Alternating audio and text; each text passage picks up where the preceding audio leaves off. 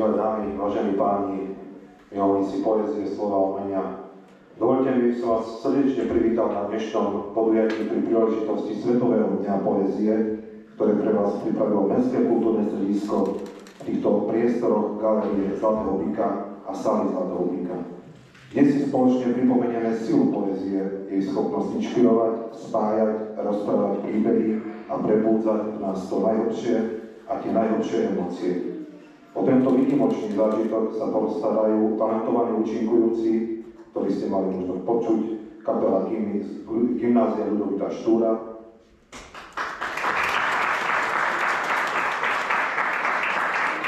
neskôr vo večernom programe v sále Zlatého byka sa vám predstaví súkromná základná umelecká škola talentu a naše Michalovské divadlo pri fontáne. Prinesú nám hudobné, dramatické a umelecké vyjadrenie poézie v jej najkrajšej podobe. Nech je dnešné popoludne a večer oslavou slova, rytmu a citov, ktoré nám poézia prináša. Prajem vám príjemný umelecký zážitok.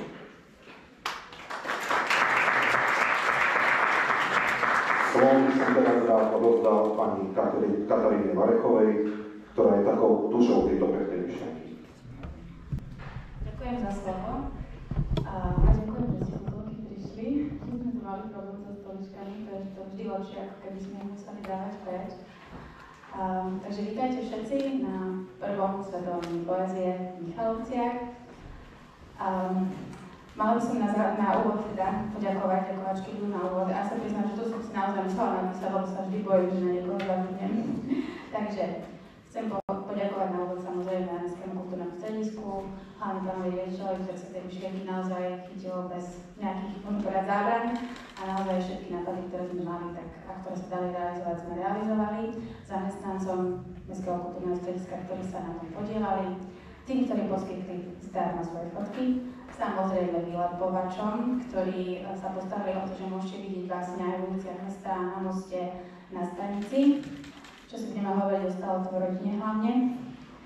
A samozrejme v škole a kapele z Gymnázia Ľudovita Štúra v Michalovciach, ktorí nás budú teda ďalej sprevádzať týmto podujatím.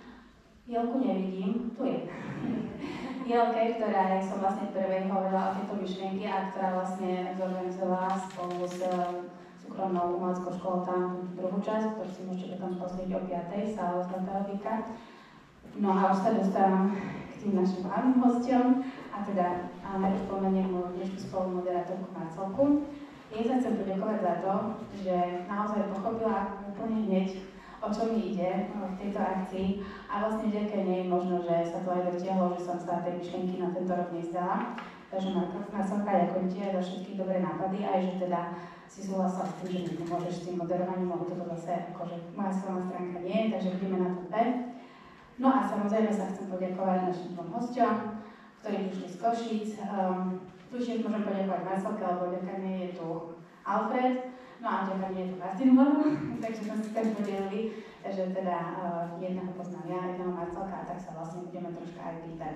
Čiže dozviete sa niečo o nich, o ich tvorbe, niečo vám povedia a čo vás bude zaujímať, to sa budete na záver pýtať sami. A samozrejme, ak je tu niekto, kto má tú poéziu natoľko rád, že ju aj tvorí, tak v tom poslednom kole, dá sa povedať, by sme dali priestor aj im. Takže toľko na úvod. Marcelka, ja ti predávam slovo, aby si predstavila naši hosti. Ďakujem. Dovolte mi, aby som privítala medzi nami pána Martina Vlada, ktorý sa venuje hlavne poetickej tvorbe, ale tvorí aj prózu, poviedky. Je to autor, ktorý sa narodil v Košiciach, žije a pracuje v Košiciach. Debutoval v pomerne takom veku 38 rokov, kedy už niektorí majú tie prvé debuty za sebou, ale to neznamená, že debut je niečo, čo prichádza nečakane, ale je na tom dlhá práca, takže to potvrdil aj samotný autor, že tie básne a jeho tvorba sa chystala dlhé roky. O tom vám porozprávam určite po otázkach bližšie. Jeho pracovná cesta bola tak pretože uchádzal sa aj o štúdium medicíny a v časoch, keď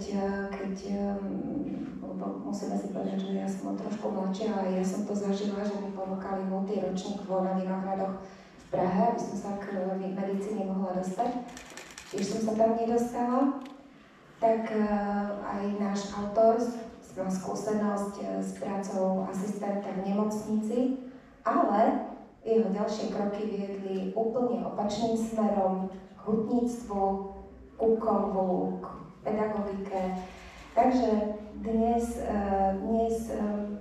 pracuje a pôsobí na Technickej univerzite v Košiciach a jeho odborom je lomkovou, keď si to dobre pamätám, lomkovou, tvárnenie kovov. A to tvárnenie kovov určite nemá ďaleko od toho, ako sa tvaruje ľudský život, ľudský príbeh, ľudské osudy a ako sa ten život buď tvaruje alebo zlomí. Tak určite aj to je nejaká také premostenie k jeho ďalšej vlastne možnosti, že od metalurgie sa posúva ešte aj k tvorivej práci autora. Je to autor, ktorý, ak si uvedomíte, že musí publikovať veľké množstvo odborných článkov a odborných prác a kníh, tak má, ak som to dobre zistila na internete, 10 zbierok poézie a 2 alebo 3 poviedkové knihy, čiže 13 publikácií krásnej literatúry. Potom publikuje samozrejme v časopisoch literárnych, množstve literárnych časopisov, publikuje v rozhlase, je členom Spolku slovenských spisovateľov, takže naozaj tých aktivít je asi veľa v živote a tiež je to asi jeden z takých ľudí, ktorí potrebujú striedať tie životné skúsenosti a príbehy. Martin Bodo debutoval básnickou zbierkou Prskavky s dodatkom Malé básne do tmy v roku 1997. Nasledovala Katedrála v roku 2000 s dodatkom Sen ortodoxného kávičkára. Sú to krátke básne a poetické sekvencie. Neskôr v roku 2021 vyšla zbierka Park Angelinum. To možno súvisí aj s tou informáciou, že chodí rozímať a naberať nejakú inšpiráciu alebo oddych v parkoch a na cintorínoch. Insomnia. Zbierka Insomnia bola vydaná v spojení s ďalším autorom Petrom Bilym. V roku 2023 vyšla ešte ďalšia zbierka Muž oblačného dňa a v roku 2026 vyšla zbierka básní Obnovovanie kvetu. V roku 2011 Olej, taký zošitok, ktorý aj tu máme. Flexibook je taká experimentálna forma vizuálneho umenia spojeného s literatúrou, takže tam tiež Flexibook number 5, ja neviem anglicky veľmi. A v roku 2020 vyšla posledná zbierka básní Záznam. Ako prozaik debutoval v roku 2029 knihou poviedok Mestský pustovník. V roku 2014 vyšli poviedky 1704 a v roku 2017 Lomová mechanika. V roku 2019 vyšla publikácia Stále si myslím, že existuje to miesto. Takže to je predstavenie nášho prvého autora.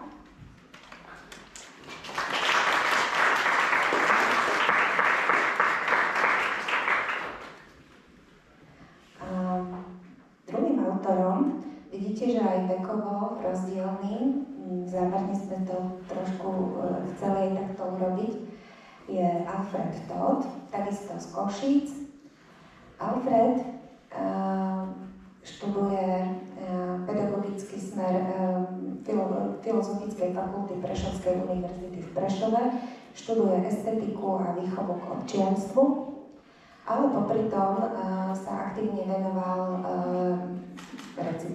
recitovaniu a bol aj ocenený, získal prvé miesto v hviezdoslovovom Kubíne v 4. kategórii. Alfred okrem toho, že sa píše aj hlavne poéziu, ale má aj pokusy s poviedkami. Vždy to tak tých autorov ťahá aj zvyčajne. A okrem toho organizuje poetické večery, niekedy moderuje poetické večery, niekedy je sám účastníkom poetických večerov. Príležitostne má nejaké pracovné záležitosti pre Slovenský rozhlas a televíziu. A to sú také brigády, by som povedala.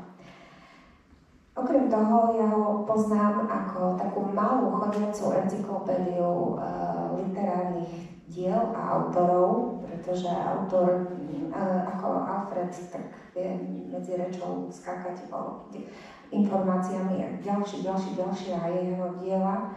Takže naozaj taká malá chodiaca encyklopédia.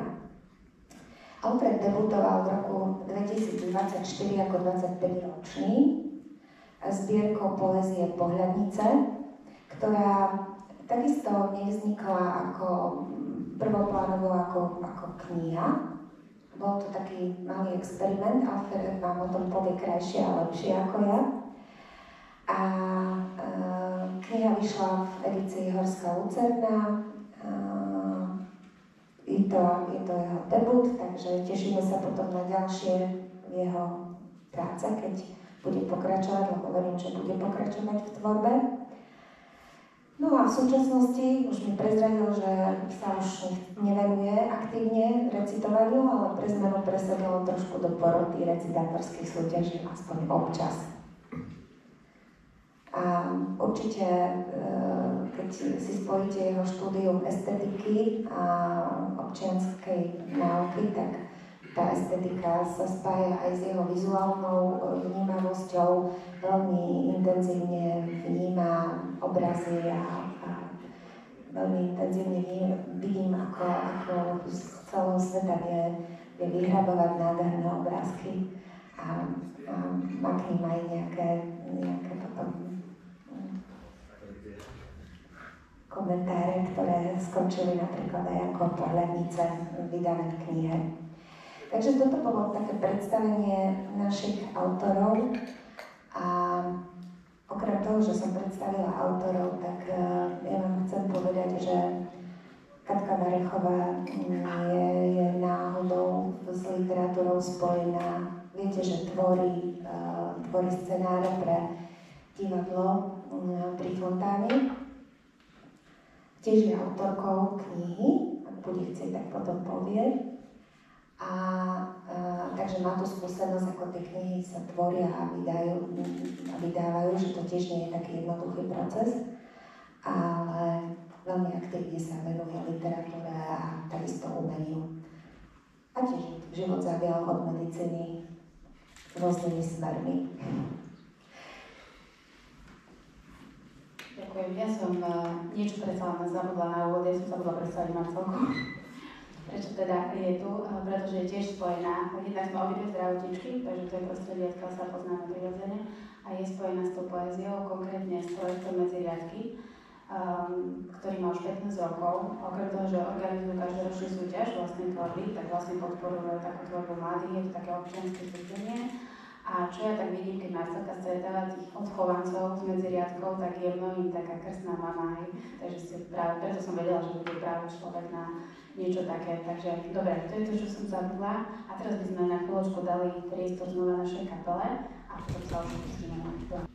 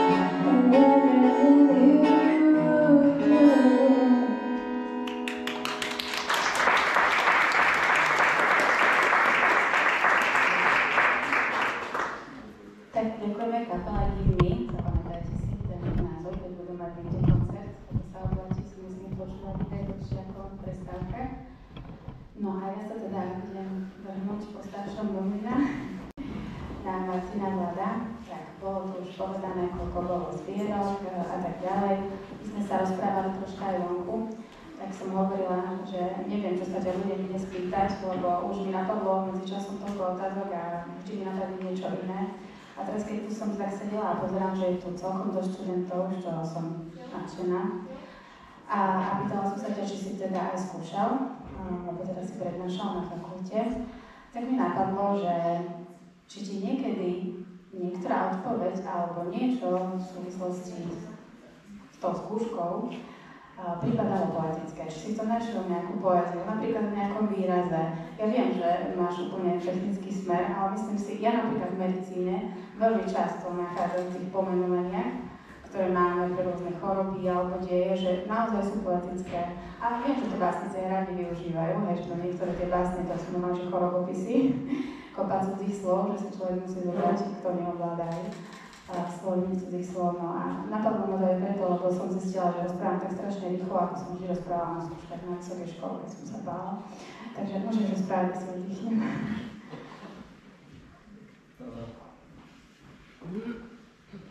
Tak ťažká odpoveď bude na túto otázku, ale myslím si, že tá odpoveď študenta, alebo väčšinou teda tie odpovede tých študentov neboli veľmi poetické, čo si spomínam, ale zase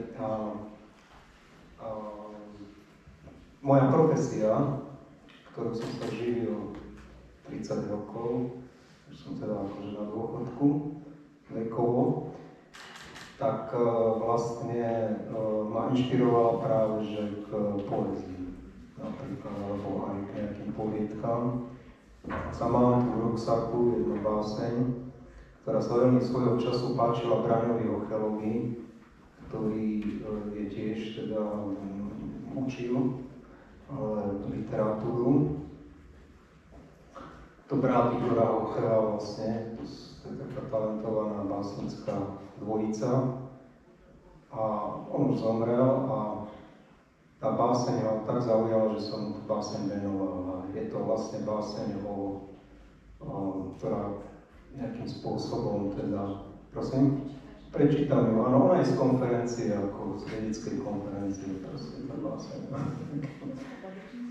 A ja to musím nájsť, takže možno cez prestávku, nebudem sa tu teraz po hodine hrať v ruksaku. A to je všetko? No tak potom samozrejme názov mojej poviedkovej knihy Lomová mechanika je tiež vlastne prevzatý z odbornej terminológie. To je vlastne odbor celý, Lomová mechanika, mal som s tým trošku aj problém. Som ukradol názov odbornej tejto, no tak nie je to nejak licencované nejakým spôsobom.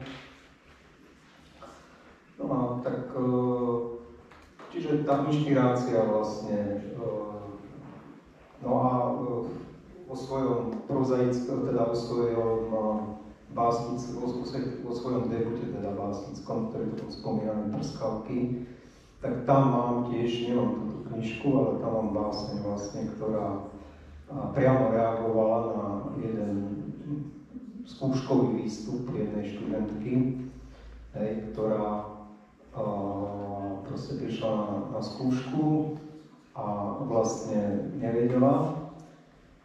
Začal som hľadať teda, že čo vie.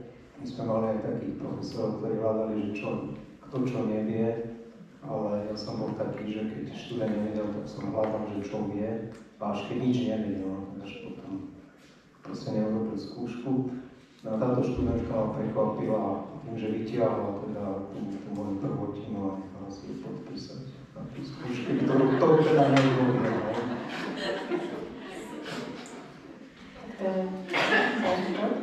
Ja som sa to vlastne opýtala aj preto,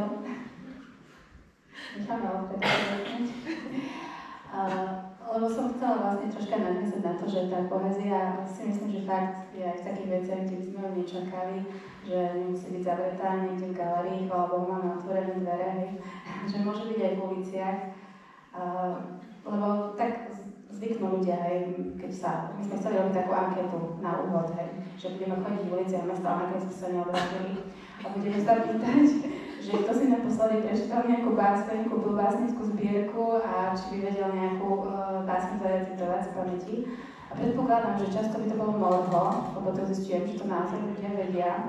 Dokonca my máme aj s manželom taký zážitok, že sme raz išli na Košovú hoľu a jeho kamarát nám celú cestu recitoval, teda to celé Morho, ktorá som ho obdivovala, pretože my mali síce úžasný slovenčný komunikáty, vieš, ale ona nás akože nikdy neviedla v tom, aby sme sa niečo učili, takže ja všetky tie básne sa priznám, ktoré všetci vedia, tak ja viem len preto, lebo som sa niečo z toho naučila, ale neviem ich celá. Možno ešte by sa dalo chodiť po podnikoch, teda krčmových typov, väčšinou tak 8 a tam tá poézia je, ja som si včera sedel v takej kaviarni a vedľa sa nezatvárala sa, mal končí 22, ale už sa to naťahovalo a čašnička mi povedala, že kvôli vedľajším toho a tak počúvate. Nie, že by si počúval cudzie rozhovor, ale bolo to bizárne, on bol vlastne robil pre zbrojársky priemysel a jedna taká veta bola, tak vieš, čo sa nerozkradne, to by sa rozpadlo. Takže asi takto. No to by mohla byť celá báseň, taká moderná poézia je taká. Marcelka, ty si chcela? Áno, presne, lebo bavíme sa aj o nejakých názvoch a o tvorení názvov. A ja viem, že keď som v takomto kontakte s autormi, tak zvyčajne vyhlásia, že autor kradne slova a nápady a potom ich vlastne stvorí do inej podoby. Takže toto Alfred asi tak vám teraz naznačil, že tiež je to jedna z možností, ako vytvoriť nejaký nový text. Ja sa chcem ešte spýtať, teda, či ťa potom nehľadajú s tou lomovou mechanikou, vieš, odbornej literatúre, lebo to sa asi dosť často stáva, nie? No, lebo napríklad túto knihu sa priznám, že som si počala že to je tvoja posledná zbierka a našla som ju nie pod písmenom V, ale pod písmenom M. A to len preto, lebo som si na poslednú chvíľu spomenula, že vaši možno si mysleli, že to je priezvisko, hej, Martin. takže tak sa stáva s tými názvami, že niekde v tom nesprávnom oddiele sa hľadajú. Tak, keď sme pri tých názvoch, predpokladám, že máš viac básní bez názvov. Je to teraz také moderné, ale máš niekedy také, že máš názov, niečo, čo proste vidíš ako názov a musíš tomu hľadať básne, alebo tak. Áno, veľa básní vzniklo tak, že vlastne som mal názov a v podstate ten názov ma inšpiroval potom k textu. A niekedy je to naopak, že mám text a neviem nájsť názov, to je ten lepší prípad, že veľa básne môže byť s tými 2 krížikmi napríklad. A niektoré básne skončia tak, že sú nedokončené a z takýchto nedokončených básní sa niekedy stali krátke poviedky. A zase, keď som začal nejaké poviedky robiť, tak v podstate, keď sa to nejak nepodarilo, alebo nešlo to tým správnym smerom, tak zase z tej poviedky sa stali básne, čiže takéto nejaké transformácie tam nastávajú. Ja som vlastne, keď som spomínal ten debut, tie prskavky, tak to vzniklo takým spôsobom, ja som to vonku pani Marcele hovoril, ako vznikol ten debut, že ja som nikdy nepomýšľal proste na to, že som vôbec vydal knižku, ale osud ma nejak spriahol s človekom, ktorý sa volal Vojtech Kondrot. No, to bola taká známa postavička, ešte koncom 80. rokov existoval časopis, on existuje aj dodnes v internetovej podobe, volá sa Nové slovo. A vtedy to bol časopis, ktorý sme museli odoberali všetky stredné školy, napríklad tento časopis. A tam bola príloha pre mladých začínajúcich autorov. Túto prílohu viedol Vojtech Mihálik najprv boli 70. a 80. roky a potom koncom 80. rokov to po Vojtechovi Mihalníkovi zobral Vojtech Kondrot a on to tak aj trošku zliberalizoval. Čiže už tam nebola tá ideológia na prvom mieste, ale v podstate išlo o to, že išlo o tú báseň vlastne a o tú podstatu. No, a teraz som sa rozhovoril aj na prednáške niekedy a ušla mi pointa, čo sme vlastne hovorili na začiatku.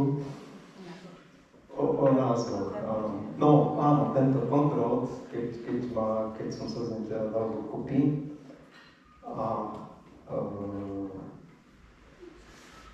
tak si vyžiadal, povedal mi, že sa mu snívalo o mojej zbierke. Takže aby som mu odovzdal všetky básne, ktoré som napísal a že on z toho urobí zbierku.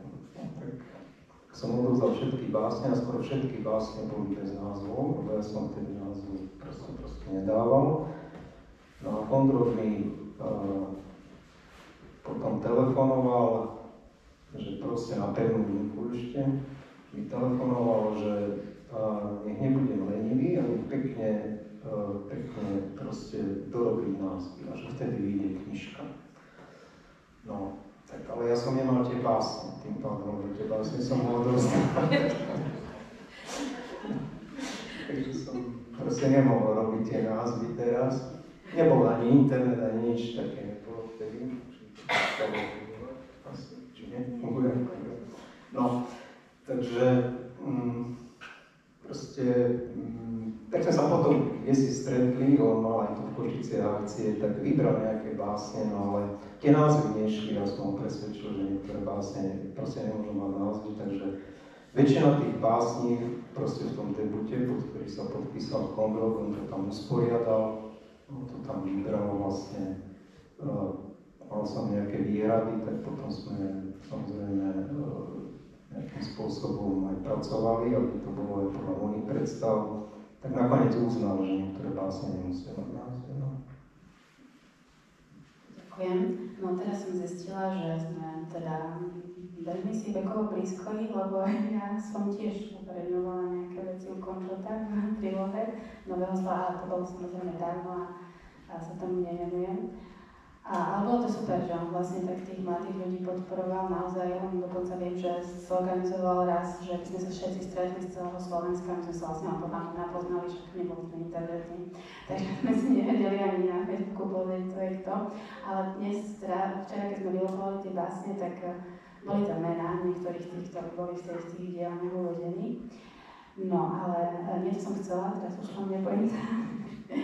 Tak áno, to som chcela, že vlastne to je úžasné, že to je taký ten luxus, ktorý vy už asi veľmi nezažijete, že by vám niekto ponúkol, mladí autori, že poď vydám ti zbierku. No, neviem, že sa to nemôže stať, ale myslím si, že je to skôr rarita v dnešných časoch, že si skôr teda vydávajú vlastným nákladom. K tomu ešte potom maličký komentár.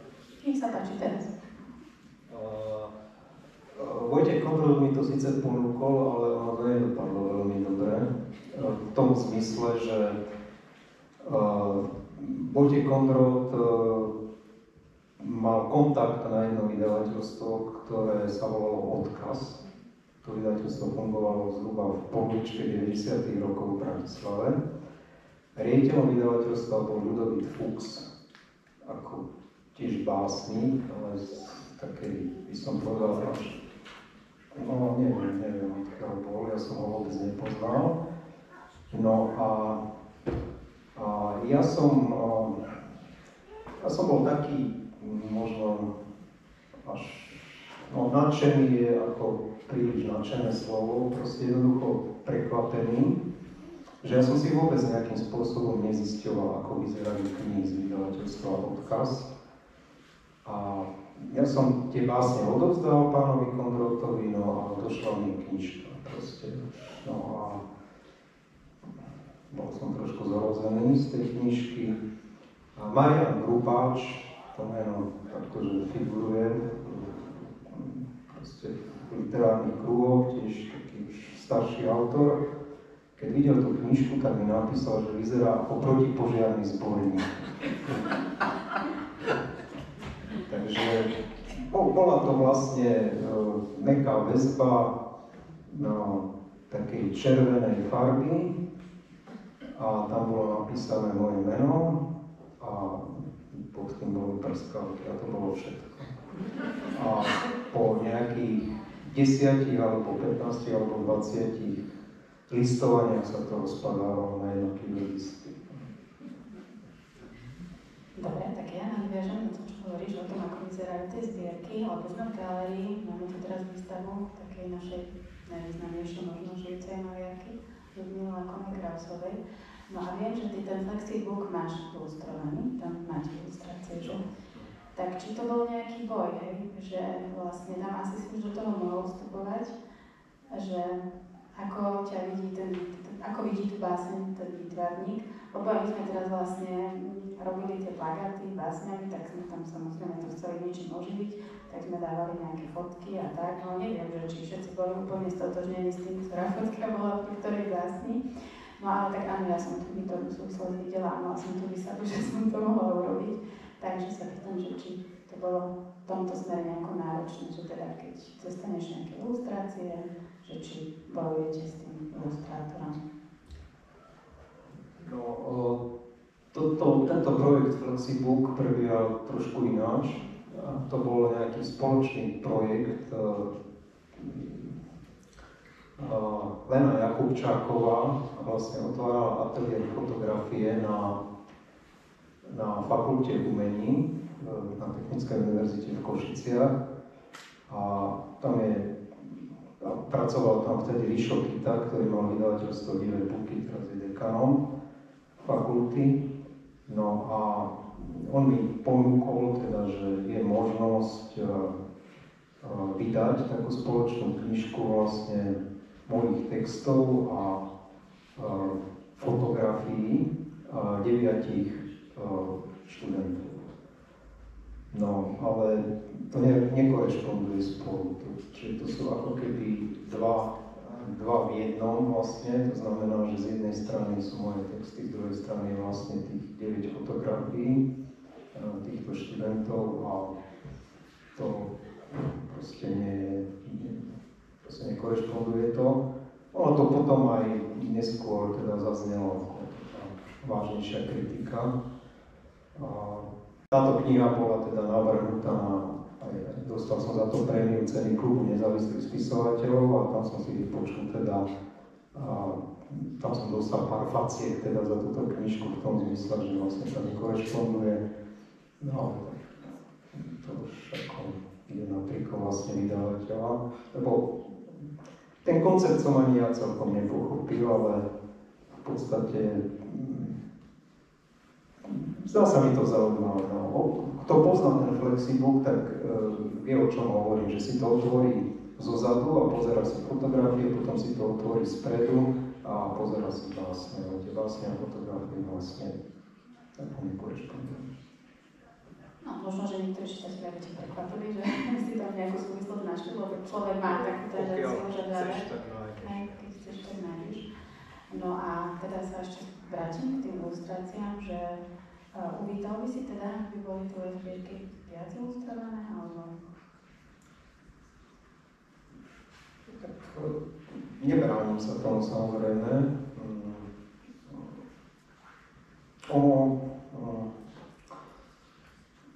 Zhodou okolností sme tu, keď sme išli autom, tak sme za obchodom niekoľkokrát spomínali Erika Grocha.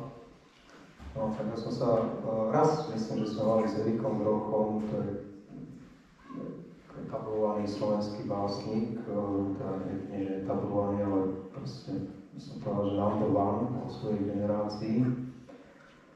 A sme sa tak bavili, že či ilustrovať básnickú zbierku alebo neilustrovať, a on mi skôr hovoril, že na mňa to pôsobí dušivo. Čiže myslím si, že on ani jednu knižku vlastne nemá ilustrovanú, no neviem teraz. Tak sa nebere ten prepal. No nie, ale myslím, vo vnútri nejaké nemáte ilustrácie, čiže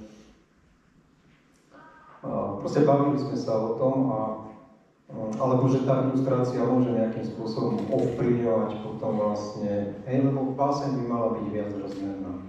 To znamená, že ako urobiť, dá sa ilustrácia urobiť viac rozmerná, samozrejme, že môže byť, môžete sa pozerať vlastne na ten obraz alebo ilustráciu, vidieť tam všetko možné, ako v tej básni, dá sa to, ale on vtedy vyjadril taký nejaký názor, že v podstate je to taký, môže to byť taký rušivý prvok, čiže ak už, tak potom naozaj nejak takto poňať, aby to bolo vlastne viac rozmerné, aby to nebolo nejaké prvoplánové, samozrejme. Teraz ináč pripravujem, mám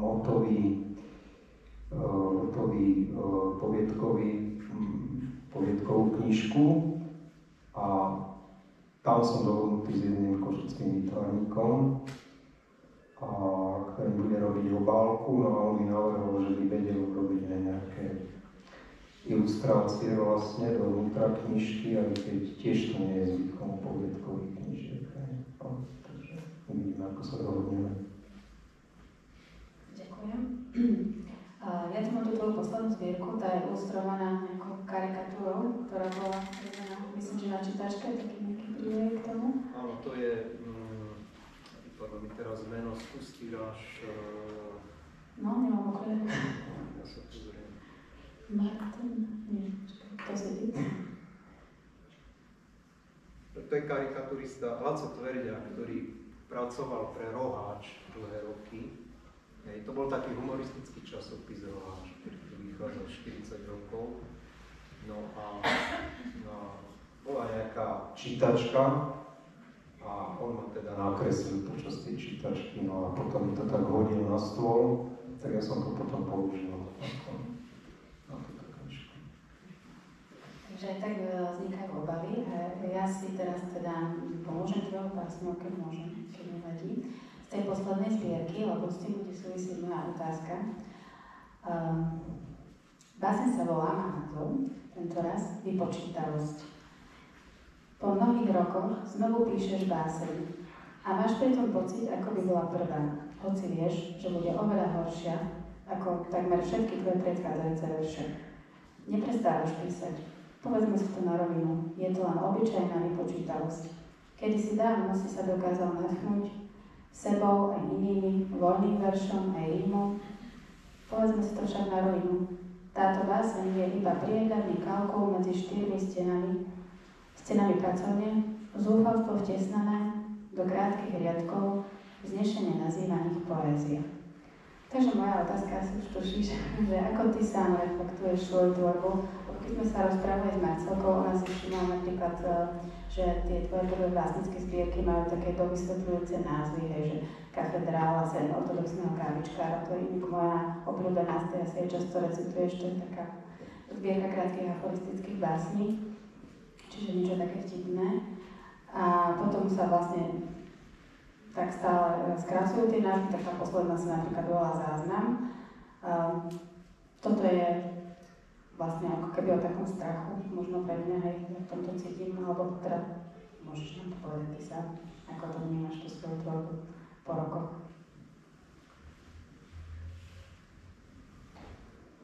Tak to je ešte ťažko ako takto odpovedať, že ako vnímam vlastnú tvorbu. Čím ďalej, tým viac mám menšiu chuť písať a v podstate už vlastne moja frekvencia písania je asi jedna básnička alebo dve básne za rok. Čiže táto knižka vyšla v roku 2020, čiže prešlo 5 rokov. Momentálne mám pripravené dotlače verša online ako prílohu Vertiga. Robí to Jano Gavúr, kedy si to začal robiť, začal to robiť vlastne Erik Rohr, kedy si vlastne túto edíciu. Teraz je to príloha Vertiga, tak tam som horko ťažko proste vybral tých nejakých 18 básní, tiež z takého, som povedal, vzdialenejšieho obdobia. No a ako ťažko mne je hodnotiť vlastné veci.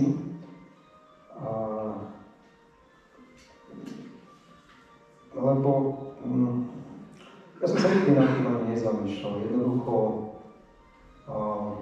je to istý spôsob vyjadrenia, ktorý vlastne testujem celý život.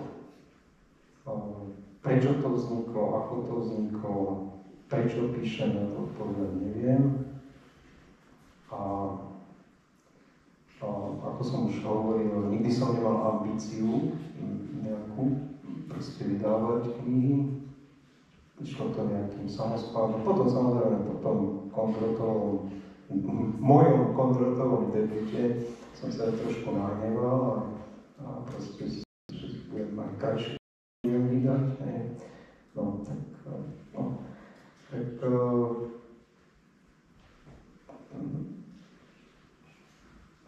neviem, ani tá radosť už nie je, keď niečo napíšem, aká bola niekedy, ale myslím si, že to je normálne.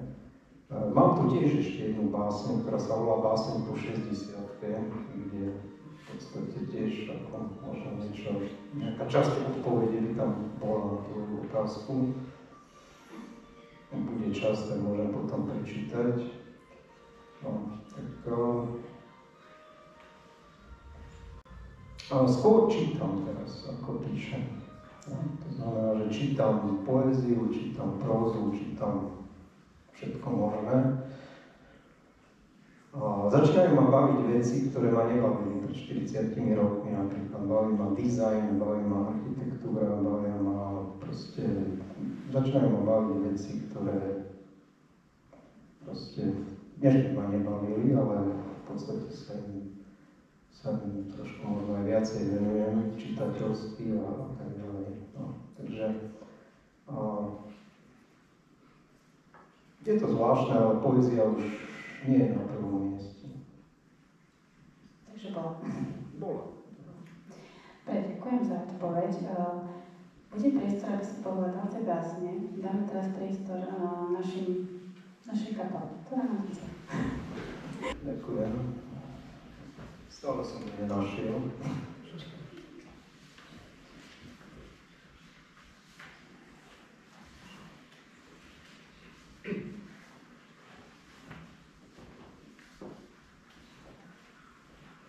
Dobre, tak tá báseň po 60 asi nebude, ale prečítam to, čo tu mám na vrchu. Báseň sa volá Zastávka, leto asi 2 po obede. Dievča si zapáli cigaretu, zahreší, lebo ja, starý kôň, čo si celý život platil odvody, každé ráno v tom istom čase chodil do roboty, každý večer v tom istom čase sa vracal domov, 43 rokov, ani jedna PNK.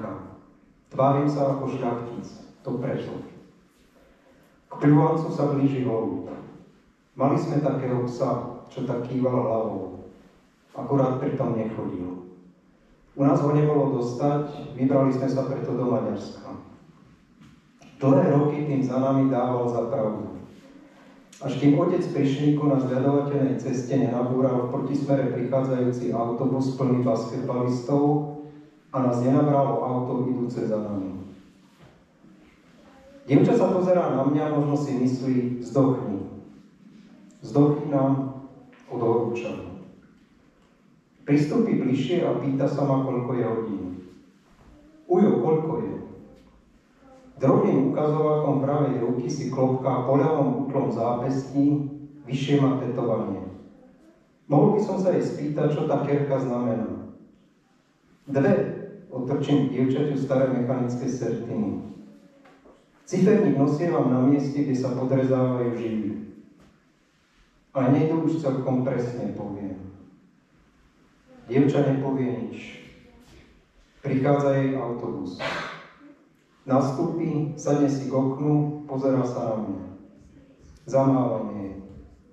Jazykom pomaly, najpomalšie, ako sa len dá, Si tam a späť prechádza po hornej pere. Potom jej autobus odíde. Potom príde môj.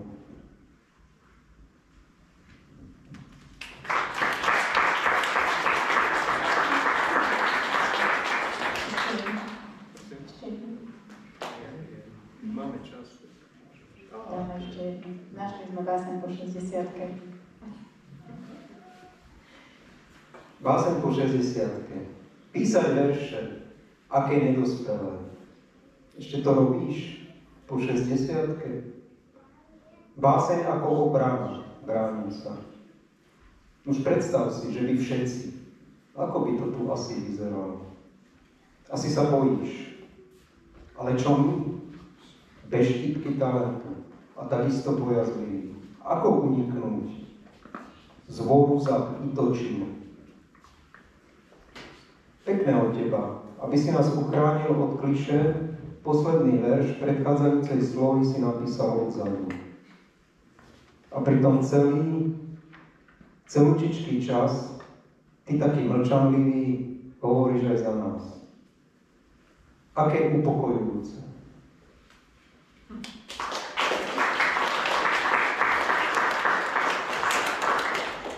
Ďakujem. Takže prejdeme teraz na hlavný reda.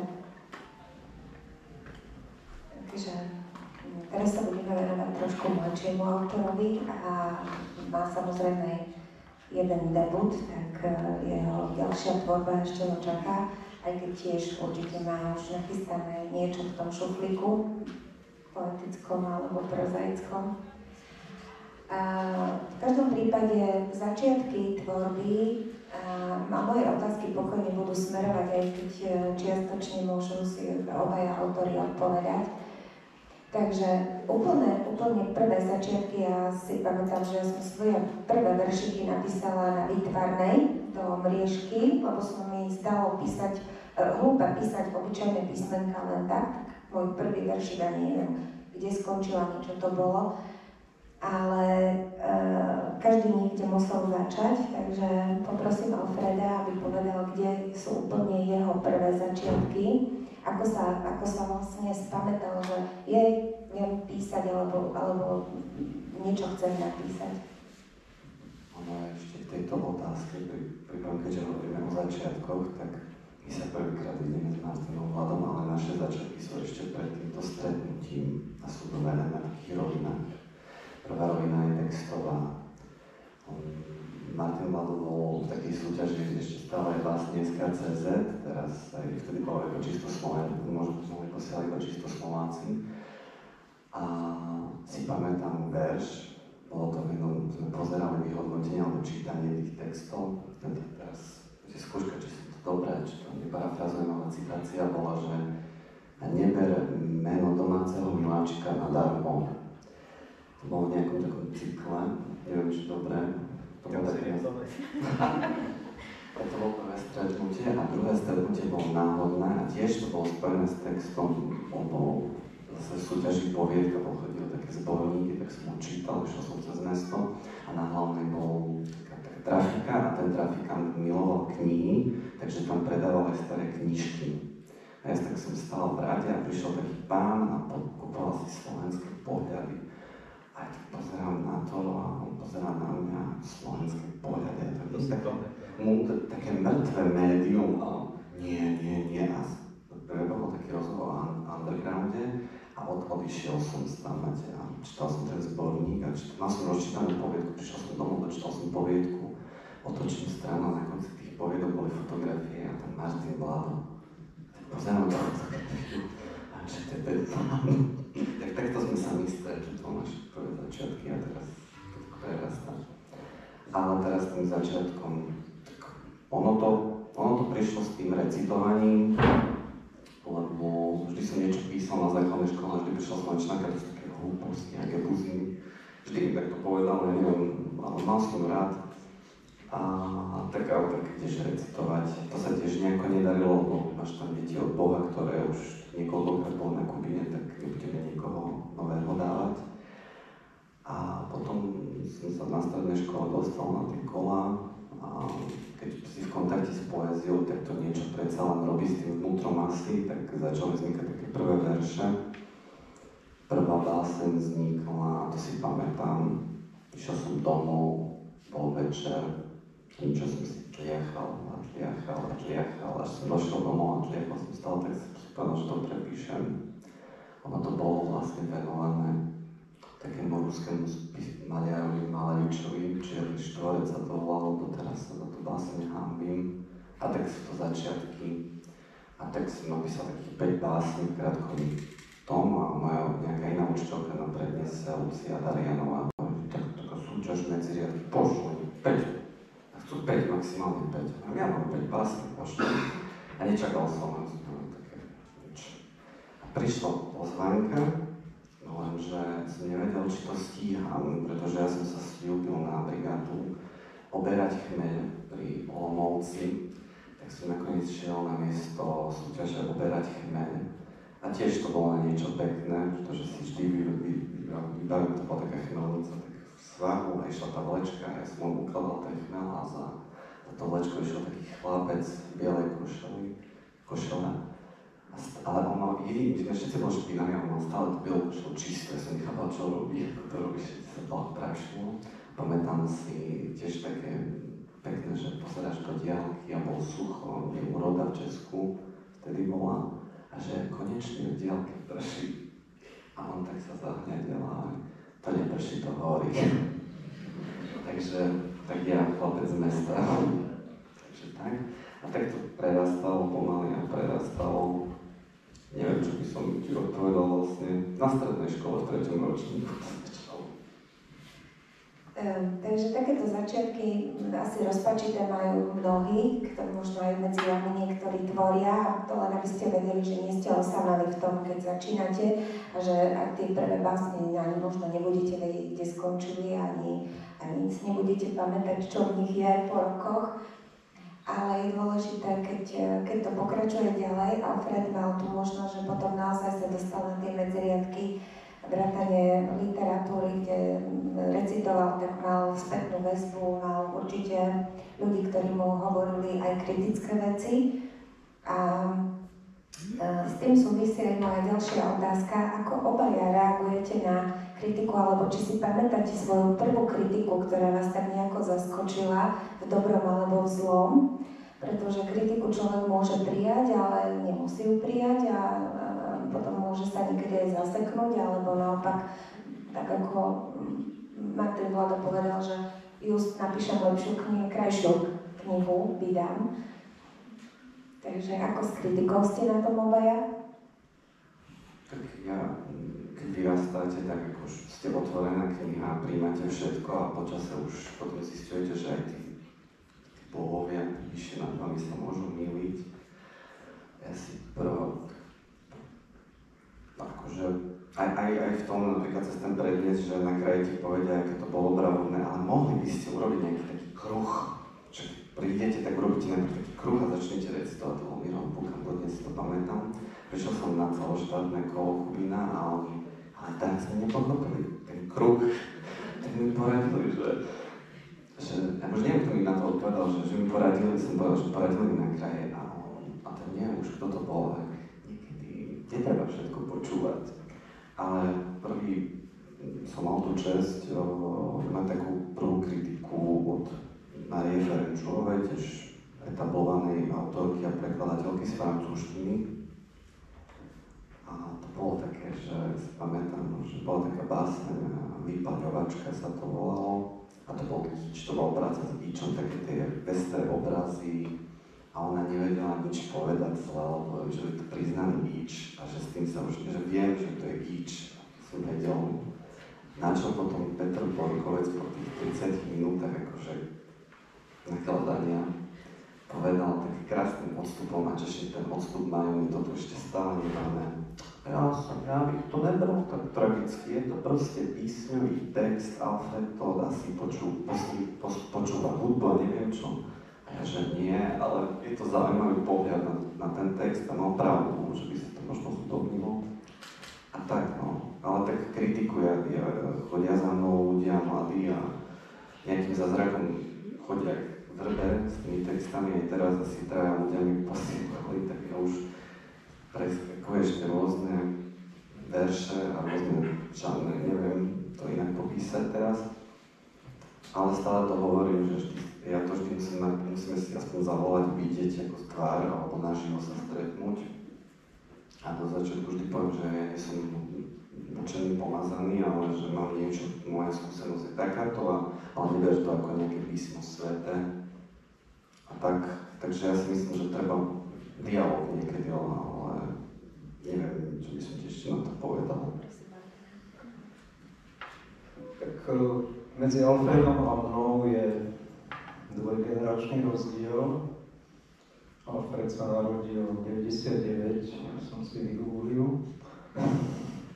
Sedí to, ne? Áno, pravda. Dobre, ja 59.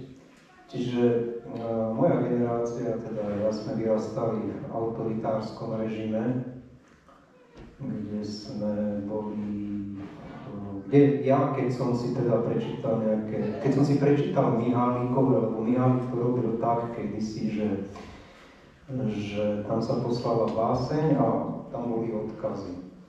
No a Vojtech Mihálik mi napísal, napíšte mi, myslím, že bolo pred 1. májom, oslavoval sa 1. máj a 9. máj. Lebo sme ešte podľa ruského kalendára. No a mi napísal, že napíšte mi, neuverejnil mi tú báseň, ale dal mi odkaz a tam bolo uvedené, že napíšte mi báseň, angažovanú báseň k slávnym májovým dňom. Som skončil tým pádom, lebo na objednávku robiť neviem. A možno by sa aj dačo podarilo, ale nebolo, ale čo by to bolo vlastne, neviem, čo by to bolo.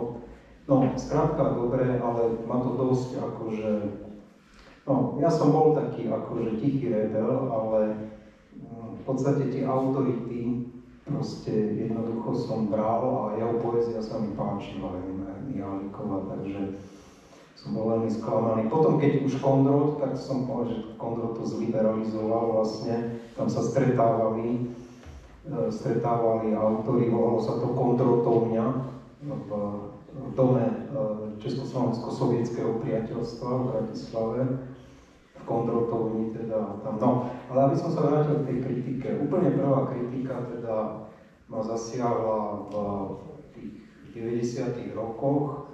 Alfredovi som akorát hovoril, že to bol kritik, ktorý v podstate nie je nejak etablovaný, volá sa Jaroslav Vlnka, ktorý si všimol môj debut a napísal proste akože celkom takú analytickú, veľmi dobrú analytickú kritiku podľa môjho názoru.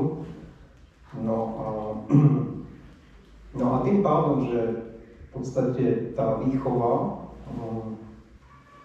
socialistická, navyše môj otec bol dôstojník Československej ľudovej armády, takže ja som mal Pelišky doma, že som nemusel pozerať ten film Pelišky.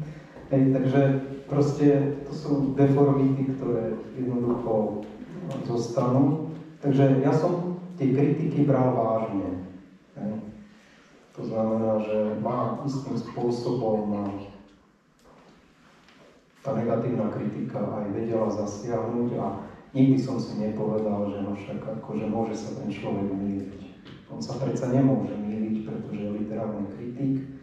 Ja som hudník, ja sa v tom nevyznám vôbec a on má pravdu, hej. No, vyšli aj likvidačné kritiky, kde to bolo až veľmi nepekné. Mohol by som aj menovať toho literárneho kritika. Mohol by som ho pokojne menovať, lebo už nepracuje v oblasti literatúry. A naposledy som to meno zachytil v Hospodárskych novinách. Ale bol etablovaný, bol napríklad doktorantom na profesora Mikulu v tom čase, takže profesor Mikula bol proste ako autorita. No. Takže čím som bol starší, tak tým som už potom samozrejme to bral z rezervou a dôležité je samozrejme, kto napíše tú kritiku, to je veľmi dôležité, to meno vlastne pod tou kritikou. Toto doplním, sa tu spomínal Erik Jakub Groch, on mal tiež rovnaký príbeh s Vojtechom Mihalikom. On tiež písal bolo, že je to Slovenské národné povstanie a si povedal, aj mi to hovoril, že tak napíšem o tej prírode, že tam už sa nedá. Prvý problém bol, že to nazval Vetry, čo v češtine znie ako neveľmi pekné, keď to tak nemyslel, ale neviem, čo na to konkrétne odpovedal, ale že už ho nemá ten list, ale si pamätá tie slova na konci, že jeho básne sú dekadentné, rozchádzajú sa so zjazdom, 10. zjazdom komunistickej strany, nikdy už nepíšte práci česť. Takže takto akože pekná kritika. No a teraz od kritiky, aby ste trošku rozumeli aj tomu, čo Alfred rozprával o tých rozboroch. Práve Medziriadky sú taká platforma, kde tí pozvaní, talentovaní ľudia mladší 26 rokov má možnosť stretnúť rôznych autorov, a kde sú tie rozbory a kde práve takáto malá alebo väčšia kritika príde. Ale ja by som teraz už chcela k Alfredovej knihe Pohľadnice, ktorý je jeho debutu, pretože celý príbeh vzniku tých pohľadníc je taký celkom zaujímavý, aj keď nie je ojedinelý spôsob, ako táto kniha vznikla. A ja musím povedať, a Alfred bude teraz prekvapený, pretože mne, keď prišla pohľadnica od neho, to bolo po jedných medziriadkoch, mi Alfred v Trenčíne na stanici hovorí, ja ti pošlem pohľadnicu. Chcel adresu a mne potom domov na adresu prišla moja pohľadnica, ktorú som samozrejme zabudla zobrať. A bol tam krásny text a ja som vôbec netušila, že proste on robí takýto experiment až dodatočne, keď som to spojila s tou knihou a tá moja pohľadnica medzi pohľadnicami nie je. Alfred sa mi veľmi ospravedlňoval, ale ja hovorím, ja mám takú jedinečnú moju. Príbeh, ako to vzniklo.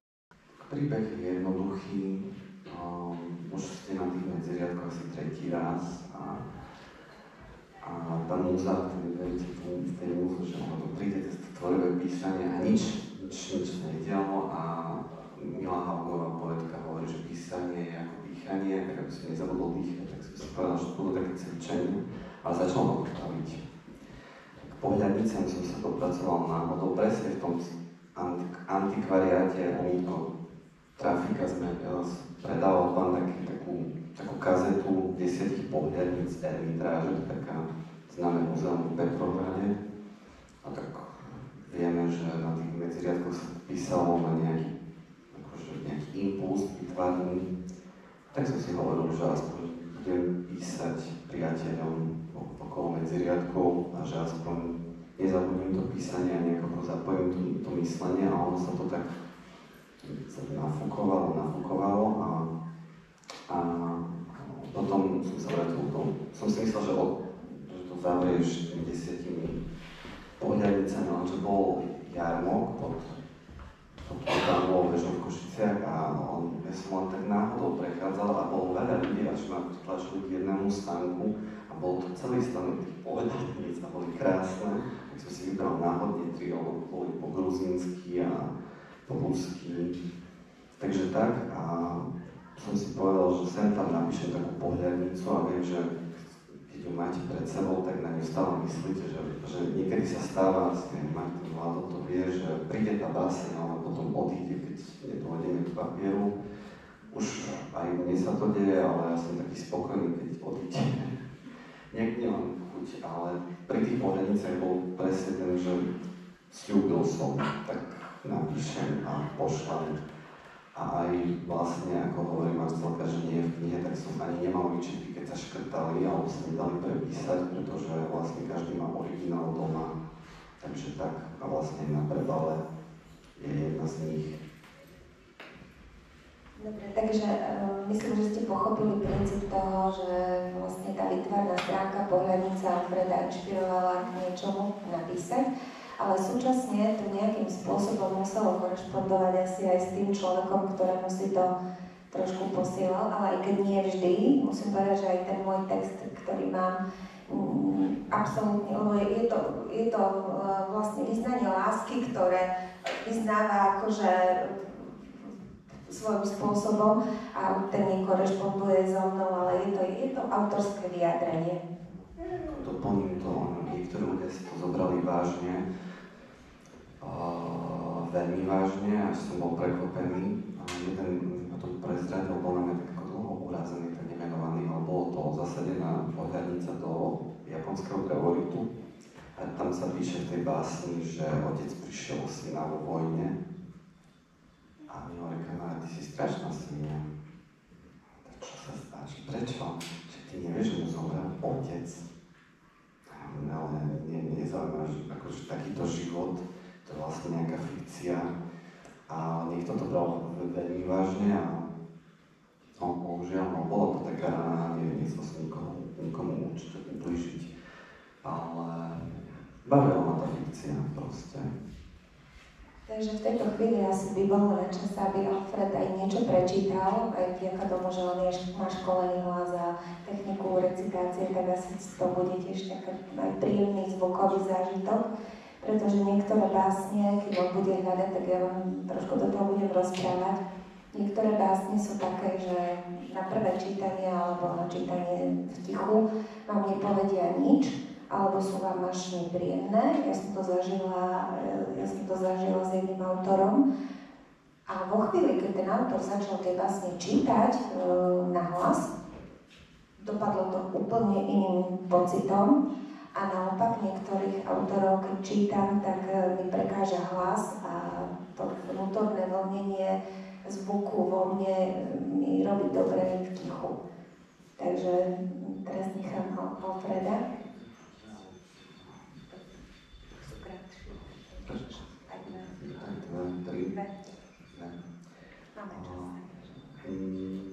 Tak ja prečítam tú básnu, o ktorej som rozprával. Je to taký drevorit, škoda, že nemám tu, to načrtol tá ilustrácia do knižky, my sme to riešili, či aspoň nejaké odkazy a sme došli k tomu, že ani tie odkazy tam netreba, že oni vyplynú aspoň z toho miesta, že otvoriť. Ale na tom drevorite bol taký, že odchádzajú ľudia z pola v tom šikmom dáždi. Možno bola chyba lúčiť sa v šikmom dáždi. Amiga sa po starej mame so synom odchádzajúcim do boja. Po objati vidieť už len jeho palácia. Možno bola chyba rok po tvojom odchode prijať od neznámeho starca drevenú škatuľu s odrezanou hlavou. Tak veľmi som ťa túžil vidieť. A teraz večer čo večer hlava začína rozprávať, vypúšťať z úst čierneho hada, oblizujúceho moju tvár. Rád by som si spomenul na farbu tvojich očí.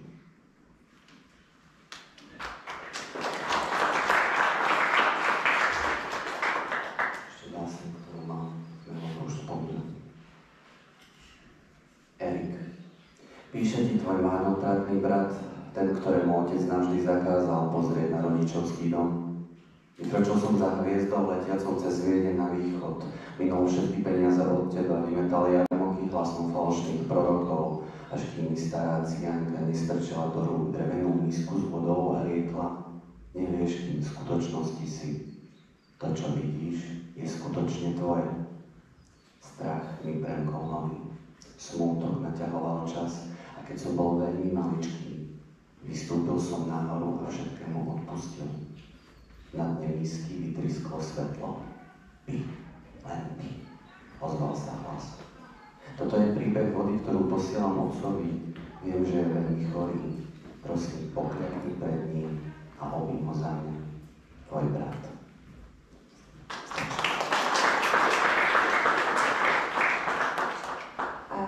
Vzhľadom k tomu, že čas nás posúva k ďalším aktivitám a chcela by som nejako ukončiť túto diskusiu, aj keď otázok by bolo úplne určite veľa. Ale za takú oficiálnu časť ja som požičiavala Alfred knihu, lebo svoju som posunula na zretie. Totižto Alfredova kniha končí básňou, ktorú aj kritici spomínali, že uzavrel túto zbierku veľmi zaujímavo a pekne. skončí, ja nebudem čítať tak ako Alfred, pretože ja to neviem tak ako Alfred. Tak prečítaj, ty to krajšie prečítaš. Aby som ťa netrápil. Ono vlastne, aby som ešte podotkol, to je práca, to má na svedomí Pavlova Kajsa, môj editor knihy. A bola to tá najhoršia vec, ktorá sa mala napísať, akože najťažšia vec, ktorá sa napísala. Milý Alfred, tieto riadky ťa nikdy nedobehnú. Cesta k sebe spočíva v zabúdaní a naučiť sa nič je najťažšie. Je len na nás, koľko sprievodcov si chceme pamätať.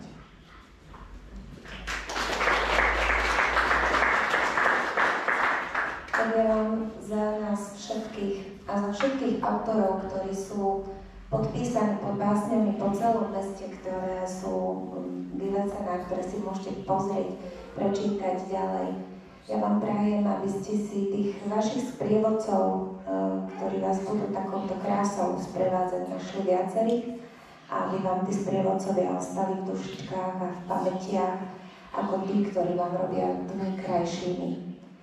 A naozaj tých otázok by bolo strašne veľa. Chcem sa opýtať, má niekto z vás na našich autorov niečo, nejakú takú otázku, ktorú by chcel položiť autorovi, aby ste mali priestor aj vy?